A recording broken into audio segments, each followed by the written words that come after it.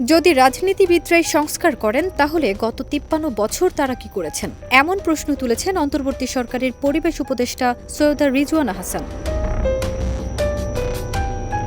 ১৩ December সকালে রাজধানীর গুলশানে শব্দ দূষণ নিয়ন্ত্রণে সচেতনতা বৃদ্ধি ও ব্যক্তিগত গাড়ি চালকদের পুনঃপ্রশিক্ষণ অনুষ্ঠান শেষে সাংবাদিকদের তিনি একথা বলেন।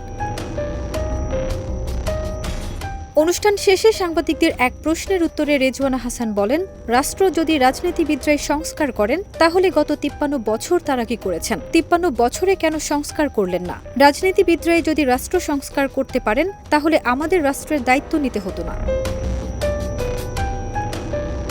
ভারতের সঙ্গে বন্ধুত্ব ঠিক রাখতে গিয়ে বাংলাদেশে ঘটে যাওয়া গণ অভ্যুত্থানকে অস্বীকার করার কোনো সুযোগ নেই জানিয়ে সৈয়দা রিজওয়ানা বলেন, রাজনৈতিক কারণে ভারতের সঙ্গে আমাদের সম্পর্কের আকাশে যে কালো মেঘ এসেছিল, দুই দেশের বৃহৎ স্বার্থে সে কালো মেঘ সরাতে হয়েছে।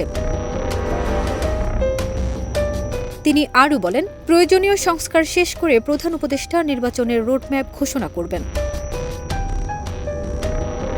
এর আগে অনুষ্ঠানে ডিসেম্বরের মধ্যেই শব্দ দূষণ নিয়ন্ত্রণ বিধিমালাকে আইনে রূপান্তর করে গেজেট প্রকাশ করা হবে বলে জানিয়ে পরিবেশ উপদেষ্টা রিজওয়ানা বলেন, তাতে ক্ষমতা দেওয়া হবে পুলিশকে। হর্নের শব্দে সচিবালয়ে কাজ করা দুষ্কর হয়ে যাচ্ছে, ঢাকা একটি নরকে পরিণত হচ্ছে।